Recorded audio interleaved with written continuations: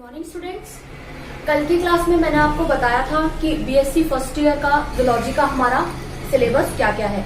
और कल की क्लास में मैंने आपको ये भी बताया था कि सबसे पहले हम पेपर थर्ड जो कि था हमारा डेवलपमेंटल बायोलॉजी परिवर्धन जैविकी, उसका पहला चैप्टर फर्स्ट यूनिट का पहला चैप्टर हम लेंगे। फर्स्ट यूनिट है आपकी बेटा गैमेटोजेनेसिस, हिंदी में कहते हैं युग्मक जनन। तो आज मैं आपको पढ़ाने जाऊंगी इस वीडियो के थ्रू कि गैमेटोजेनेसिस अर्थात युग्मक जनन क्या होता है। तो युग्मक जनन पढ़ने से पहले सबसे पहले तो हम ये जान लेते हैं कि युग्मक और जनन दोनों ही चीजें क्या होती हैं। देखिए बेटा, दोनों ही चीजें एक दूसरे के ऊपर डिपेंडेंट है। अगर हम जनन की बात करें तो जनन मुख्यतः दो प्रकार का होता है। अब तक आप पढ़ते आ रहे हैं, दो प्रकार का होता है बेटा, अलैंगिक और लैंगिक। ठीक है बेटा, अलैंगिक और लैंगिक। नाम से आपको पता है अलैंगिक के आगे लगा है आपका अ, इसका मतलब होता है अनुपस्थित, यानी कि जहां लिंग अनुपस्थित है, जो आपका जहां पे आपका लिंग अनुपस्थित है वहां आपका पाया जाएगा अलैंगिक जनन। तो इसे हम छोड़ देते हैं, हम बात करेंगे लैंगिक जनन की। तो लैंगिक जनन की जब हम बात करते हैं, जिसको इंग्लिश में हम कहते हैं सेक्सुअल रिप्रोडक्शन, क्या कहते हैं बेटा? Sexual reproduction. सेक्सुअल रिप्रोडक्शन की एक शर्त होती है, एक नियम होता है कि ये हमेशा दो अलग अलग लिंगों के द्वारा पूर्ण होता है। तो इसमें बेसिकली दो आपके लिंग होते हैं, नर एवं मादा। ठीक है बेटा, अब ये तो बात हो गई आपके जनन की। अब हम आ जाते हैं कि युग्मक क्या होता है। तो इस जनन की क्रिया के द्वारा जिन कोशिकाओं का निर्माण होता है या जिन संरचनाओं का निर्माण होता है उसे हम कहते हैं युग्मक। क्या कहते हैं बेटा? उसे हम कहते हैं युग्मक। कि अर्थात मनुष्य में या जीवों में होने वाले लैंगिक जनन के उपरांत बनी संरचना को युग्मक कहते हैं। इसकी भी दो कंडीशन है, वही नर एवं मादा। यदि ये नर में बनेगा तो इसे हम बोलेंगे नर युग्मक। ठीक है बेटा, और यदि ये मादा में बनेगा तो इसे हम बोलेंगे मादा युग्मक। क्लियर बेटा? अब हम बात करें नर युग्मक व मादा युग्मक की। तो नर युग्मक का एक विशेष नाम होता है जिसे आप अब तक पढ़ते आ रहे हैं, शुक्राणु, इंग्लिश में बोलते हैं स्पर्म। ठीक है बेटा। नेक्स्ट मादा युग्मक का नाम होता है आपके अंडाणु। ठीक है, एग या ओवम, या कई जगह इसको ओवा भी कह दिया जाता है। तो देखिए बेटा, एक चीज याद रखने लायक है, वो है ये कि शुक्राणु का केवल और केवल एक ही नाम होता है जो कि है स्पर्म, जबकि अंडाणु के अलग अलग नाम आपको देखने मिलेंगे अलग अलग किताबों में। तीनों ही नाम एकदम सही है। आप एग कह लीजिए, आप ओवम कह लीजिए, या फिर आप ओवा कह लीजिए। हिंदी में इसे कहते हैं अंडाणु या अंड कोशिका। ठीक है बेटा, चलिए यहां तक आपको आई होप समझ में आ गया होगा। युग्मक जनन और जनन दोनों ही अलग अलग चीजें हैं, मैंने आपको बता दिया है। अब हम आ जाते हैं युग्मक जनन। बेसिकली दो तरीके का होता है आपका, नर युग्मक जनन, ठीक है, और मादा युग्मक जनन।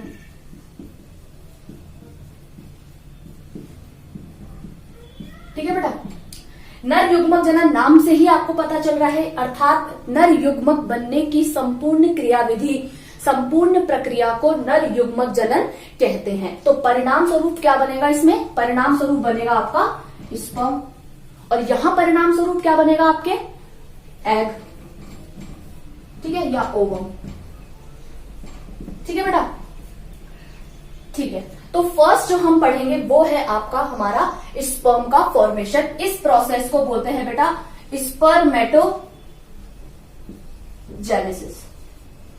ठीक है बेटा, और इस प्रोसेस को बोलते हैं oogenesis। ठीक है, अब ये आपकी यूनिट है। इस यूनिट के अंदर जो आपका पहला पार्ट है, पहला जो चैप्टर है वो है आपका बेटा स्पर्मेटोजेनेसिस, यानी कि स्पर्म के फॉर्मेशन की, स्पर्म के निर्माण की संपूर्ण क्रियाविधि। ठीक है। और नेक्स्ट जो आपका चैप्टर है, जो नेक्स्ट हम पढ़ेंगे वो है आपका मादा युग्मक जनन, अर्थात मादा युग्मक के बनने की संपूर्ण प्रक्रिया, जिसे हम कहते हैं oogenesis। तो आज जो हम स्टार्ट करेंगे बेटा वो है हमारा स्पर्मेटोजेनेसिस।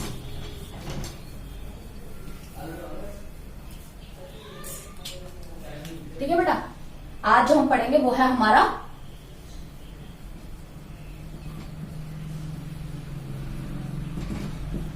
स्पर्मेटोजेनेसिस। एक चीज आपको और याद रखनी है, वो है आपके जनन अंग। तो आपको पता है कि स्पर्मेटोजेनेसिस यानी कि नर युग्मक जनन की अगर हम बात करेंगे तो ये होगा आपके नर जननांग में, मेल गोनाड्स में, जो कि होते हैं आपके टेस्टिस यानी कि आपकी वृषण।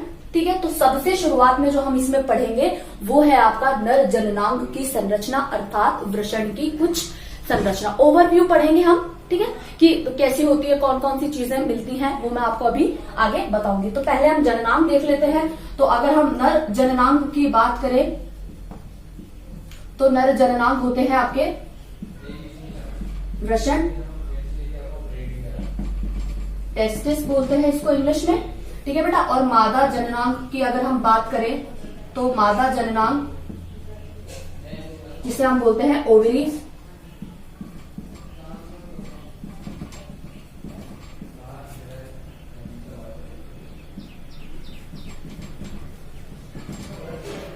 ठीक है बेटा। तो अभी यहां हमें बात करनी है केवल नर जननांग की। तो सबसे पहले हम ले लेते हैं कि स्ट्रक्चर ऑफ टेस्टिस।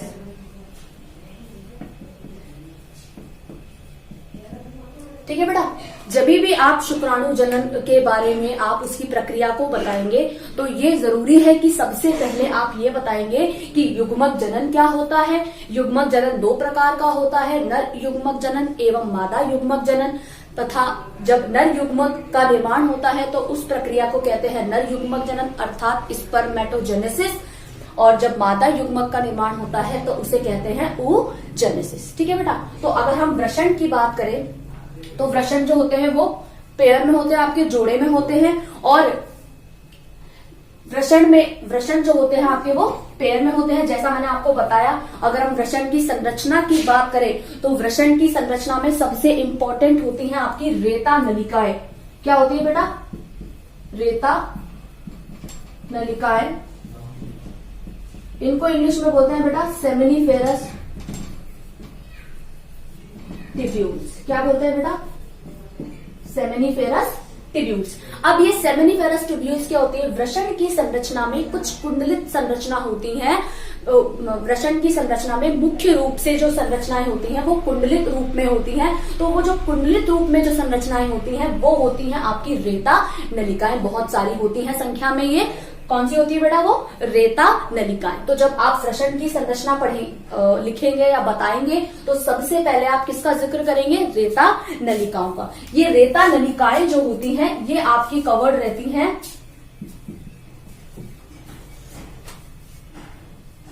या आस्तरित बोल लीजिए हिंदी में। ये आस्तरित रहती हैं बेटा आपकी जननिक उपकला से। किससे रहती है बेटा? जननिक उपकला द्वारा। ठीक है बेटा। जननिक उपकला यानी कि जर्मिनल एपिथेलियम। क्या बोलेंगे बेटा इसको? इसको हम बोलेंगे जर्मिनल एपिथेलियम। देखिए बेटा, रटना नहीं, आपको चीज को समझना है। एपिथेलियम होती है आउटर लेयर, बाहर का आवरण, बाहरी स्तर। ठीक है। और वे बाहरी आवरण जो केवल और केवल आपके जननांगों में पाया जा रहा है, गोनाड्स में पाया जा रहा है, उसको हम बोलेंगे जर्मिनल एपिथेलियम। क्लियर है? ठीक है बेटा। तो ये रेता नलिकाएं किससे घिरी हुई रहती है? आपकी जर्मिनल एपिथेलियम से। अब हम आगे चलते हैं। रेता नलिकाओं के बाद में यहां लिख देती हूं मैं, रेता नलिकाओं के बाद में अगर हम वर्टिब्रेट्स की बात करें, इन वर्टिब्रेट्स विशेष कोशिकाएं होती है बेटा। नाम सुना होगा आपने, सर्टोली कोशिकाएं। सर्टोली कोशिकाएं। इंग्लिश हिंदी से, इंग्लिश में भी इसको सर्टोली सेल्स ही कहते हैं, सर्टोली सेल्स। देखिए बेटा, अब बच्चे जो हैं इस चीज में कंफ्यूज होते हैं कि रेता नलिकाएं क्या होती हैं, सर्टोली कोशिकाएं क्या होती हैं, और एक अन्य कोशिका आएगी जो इसके बाद हम पढ़ेंगे, जिन्हें हम बोलते हैं अंतराली कोशिकाएं या लीडिंग कोशिकाएं। तो आज मैं आपको बताती हूं कि इन दोनों में बेसिक डिफरेंस जो है वो क्या है। तो सबसे पहले हम बात कर रहे हैं कि जो सर्टोली कोशिकाएं होंगी वो उपस्थित होंगी आपकी इनवर्टिब्रेट्स, वो उपस्थित होंगी आपकी वर्टिब्रेट्स के अंदर। ठीक है बेटा, कशेरुकी के अंदर जो आपकी रेता नलिकाएं होती हैं उनके अंदर कुछ कायिक कोशिकाएं पाई जाती हैं, जबकि जनन कोशिकाओं की बात कर रहे हैं हम, कुछ कायिक कोशिकाएं पाई जाती हैं। ये कोशिकाएं कैसे होती है बेटा, ये होती हैं आपकी कायिक कोशिकाएं। कुछ कायिक कोशिकाएं पाई जाती हैं जो जिनका कार्य क्या होता है बेटा, जिनका कार्य होता है बनने वाले शुक्राणु, जो शुक्राणु बनने वाले हैं, बन रहे हैं, अंडर प्रोसेस हैं, उन्हें पोषण प्रदान करना। क्या करना बेटा, उन्हें पोषण प्रदान करना। तो इनका वर्क अगर हम देखें, इनका कार्य अगर हम देखें तो इनका कार्य क्या है बेटा, पोषण प्रदान करना। That's it. ये कहां होती है बेटा, आपकी रेता नलिकाओं के, ये होती हैं आपकी रेता नलिकाओं के बीच में। रेता नलिकाओं के बीच में कुछ कायिक कोशिकाएं होती हैं जिन्हें हम सर्टोली सेल्स, सर्टोली कोशिकाएं कहते हैं। इनका कार्य होता है पोषण प्रदान करना। अब हम चलते हैं आगे, इसके आगे चलते हैं हम। इसके आगे आप चलेंगे तो एक अन्य कोशिकाएं आएंगी बेटा, वो है आपकी अंतराली कोशिका। चलिए एक ही नाम लिख देते हैं इसका, कंफ्यूज नहीं होंगे आप लोग। Leading sales, Hindi English same है बेटा, लीडिंग कोशिकाएं। ठीक है बेटा, अब बेसिक डिफरेंस अगर हम देखें कि लीडिंग कोशिकाओं में और सर्टोली कोशिकाओं में क्या अंतर होता है, तो अंतर यह है कि जो सर्टोली कोशिकाएं होती हैं, जो सर्टोली कोशिकाएं होती हैं, पहली बात तो ये कि वे कायिक कोशिकाएं हैं, दूसरी बात ये कि वे वर्टिब्रेट्स में उपस्थित होती हैं, और तीसरी महत्वपूर्ण बात ये कि वो रेता नलिकाओं के जर्मिनल एपिथेलियम के बीच में धसी हुई होती हैं। ठीक है, अगर हम बात करें लीडिंग कोशिकाओं की, तो लीडिंग कोशिकाएं वे कोशिकाएं हैं जो रेता नलिकाओं में उपस्थित, ध्यान दीजिएगा मेरी बात पे, जो रेता नलिकाओं में उपस्थित संयोजी ऊतक, कनेक्टिव टिश्यू के बीच में धसी हुई पाई जाती हैं। नाम से ही पता चल रहा है आपको, अंतराली कोशिकाएं, लीडिंग कोशिकाएं। दो नाम है इसके बेटा, अंतराली भी लिख देती हूं मैं आपको। देखिए बेटा, नाम ऐसे ही नहीं दिए जाते, हर चीज के पीछे रीजन होता है। तो अंतराली कोशिकाएं क्यों बोला हमने इसको, क्योंकि ये अंदर की तरफ धसी हुई है। किनके अंदर, रेता नलिकाओं में उपस्थित संयोजी ऊतक के अंदर की तरफ धसी हुई होती हैं, इसलिए इनका नाम होता है अंतराली कोशिकाएं। अब मैं एक रीजन और आपको बताऊंगी कि लीडिंग कोशिकाएं इन्हें क्यों कहते हैं। लीडिंग कोशिकाएं इन्हें इसलिए कहते हैं क्योंकि इन सभी से अलग इनका डिफरेंट काम होता है, which is secretion of male hormone. ये क्या करती है, मेल हार्मोन, नर हार्मोन के स्त्रवण का कार्य करती हैं। आई होप कि आपको समझ में आ गया होगा कि बेसिक डिफरेंस इन दोनों में क्या है। ठीक है बेटा, लीडिंग कोशिकाएं क्या करती हैं, नर हार्मोन का स्त्रवण करती हैं, जबकि सर्टोली कोशिकाओं का कार्य क्या था, पोषण प्रदान करना। ठीक है, ये तो हो गई हमारी वृषण की संरचना। अब हम चलते हैं आगे।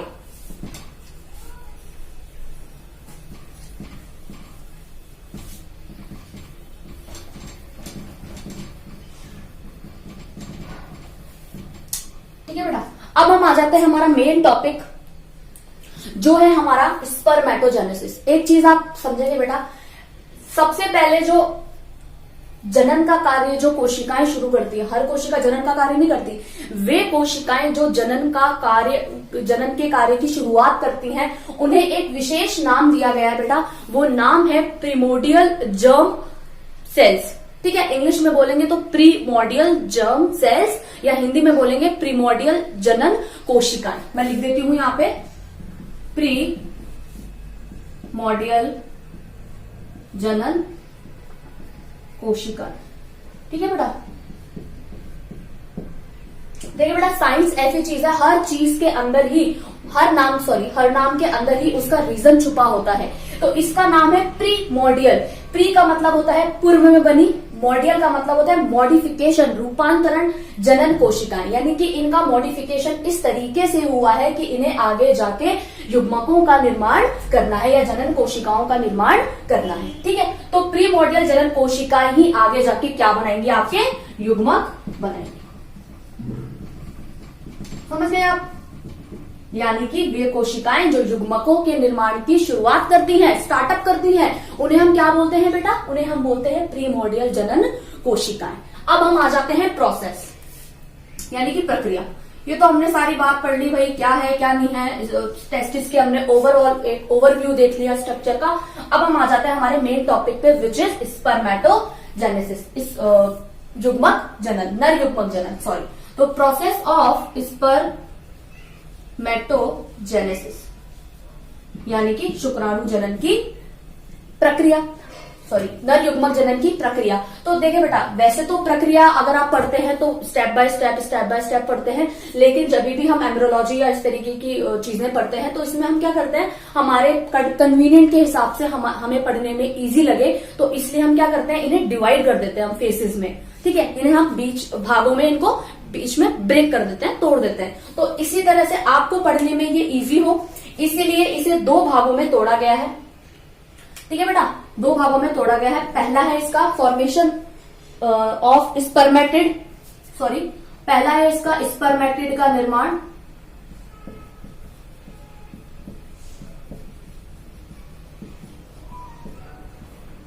फॉर्मेशन ऑफ स्पर्मेटिड, और नेक्स्ट है इसका स्पर्मियोजेनेसिस। हिंदी इंग्लिश सेम है बेटा।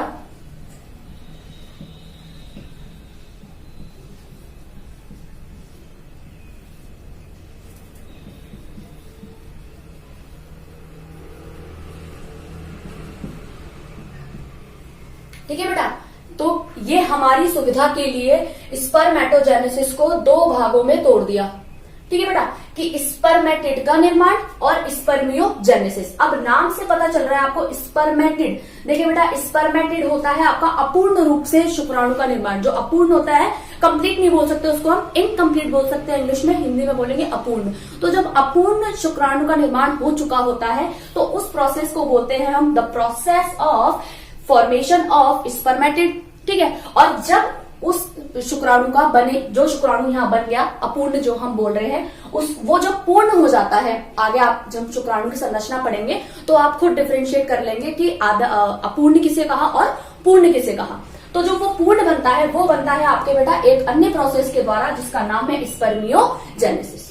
अंडरस्टैंड? अब इसके अंदर भी बेटा आपको डिटेल पढ़नी है, ठीक है, ताकि आपको इजी वे में चीजें याद हो जाए।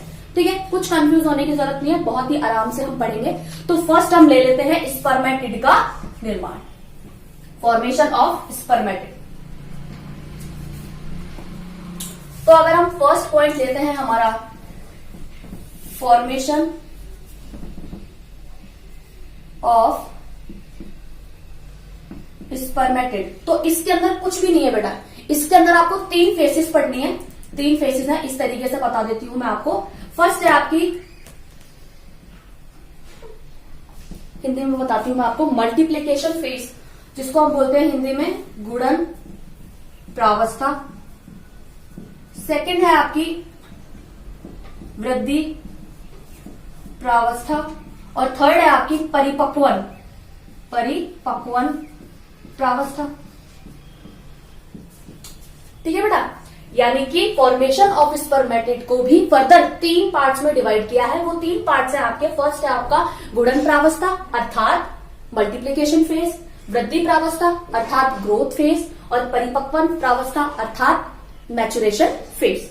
ठीक है बेटा, तो ये चीजें डिटेल में हम हमारी कल की क्लास में पढ़ेंगे। आई होप कि आज की क्लास में मैंने आपको जितना समझाया वो आपको समझ में आ गया होगा। अब हम इसको भी आज ही कर लेते हैं, स्पर्मियोजेनेसिस। फटाफट से मैं आपको बता देती हूं कि स्पर्मियोजेनेसिस क्या है। स्पर्मियोजेनेसिस में भी बेटा आप तीन चीजें पढ़ेंगे, बेसिकली तीन चीजें आप पढ़ेंगे इसमें स्पर्मियोजेनेसिस में। चलिए मैं ऊपर ही लिख देती हूँ।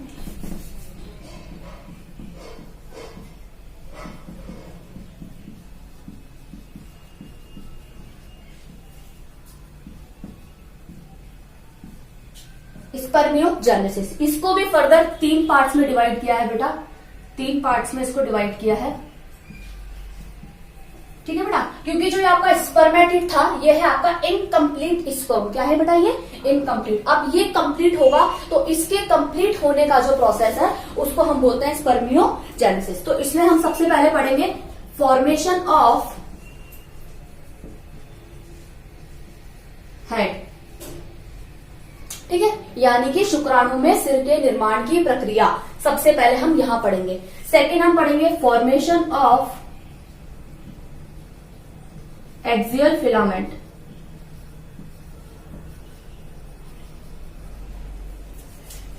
और थर्ड हम पढ़ेंगे